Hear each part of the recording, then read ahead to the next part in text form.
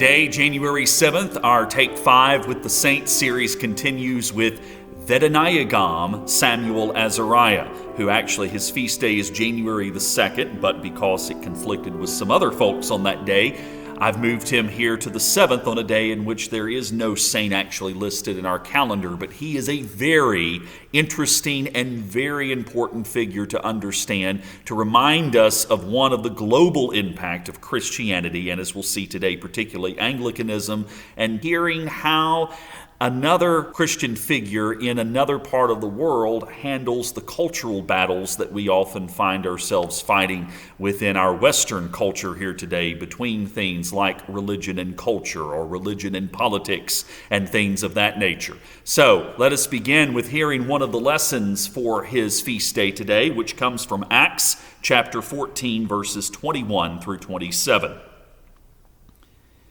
After Paul and Barnabas had proclaimed the good news to that city and had made many disciples, they returned to Lystra, then on to Iconium and Antioch. There they strengthened the souls of the disciples and encouraged them to continue in the faith, saying, "It is through many persecutions that we must enter the kingdom of God." And after they had appointed elders for them in each church, with prayer and fasting, they entrusted them to the Lord, in whom they had come to believe.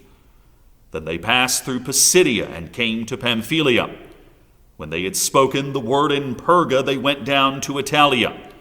From there they sailed back to Antioch, where they had been commended to the grace of God for the work that they had completed. When they arrived, they called the church together and related all that God had done with them and how he had opened a door of faith for the Gentiles.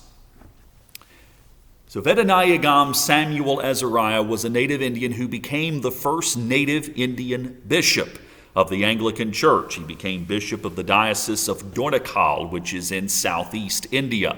He was born during the height of British colonialism, born in 1874 to parents who were Christian, who faithfully raised him in the faith.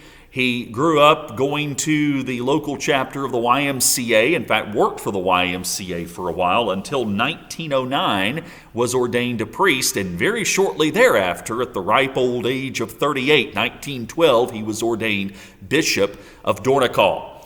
Now, what a lot of us know about Indian history in that time is British colonialism, yes, had some positives, but also was not always the best thing for the Indian people. And during Azariah's time as bishop in the Diocese of Dornakal, Indian nationalism was fervently on the rise, and in fact, one of his chief colleagues and often rivals in his life and work was Mahatma Gandhi himself.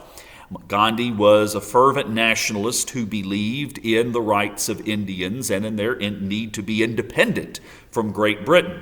Azariah was never an opponent of independence from Britain, but he was also a critic of Indian culture, which, being someone who draped himself in the robes of a Western church and yet was fervently Indian himself, his message was often hard to receive for many Indians, particularly politicians and leaders like Gandhi. But Azariah was known as a man of the people. He traveled all through his large geographical diocese either by cart or by bicycle, accompanied by his wife, went preaching the doctrine of the resurrection everywhere he went.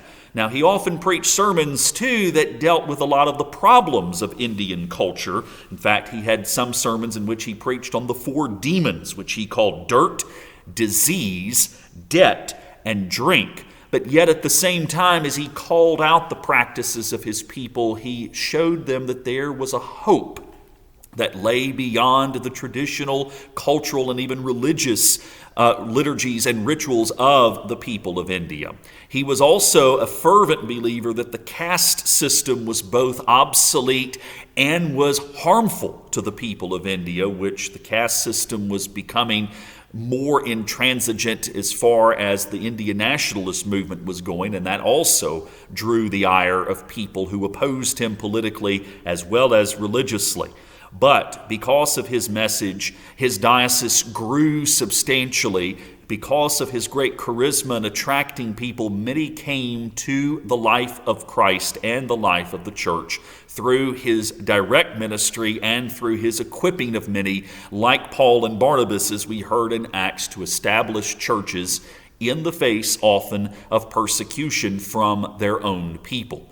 So Samuel Azariah is a figure worth reading more on for a man who his family did convert to a Western faith, but who fervently believed in his heart about Christ's love and passion for his people and felt strongly that the old system of Hinduism and of the old caste system should in fact had the light of Christ and the light of Christianity shined upon it. And yet at the same time, Samuel Azariah, despite his criticisms of traditional Indian religion and culture, never at any time dismissed the Hindu philosophy and culture. In fact, he often found ways in local communities of incorporating local cultural parts into the worship of the church, and even was known to incorporate practices of Islam into architecture and even liturgies of the church in local communities. So, I commend to you today to read more about Vedanayagam, Samuel Azariah, a man of deep faith and conviction, and a man willing to speak the truth even when it made him not very popular with people of his day, and a man who loved all people he came into contact with and loved the Lord, in whom he found a call to serve until his death in the 1940s. So, join me tomorrow for January the 8th for our next saint. I look forward to seeing you then. Take care.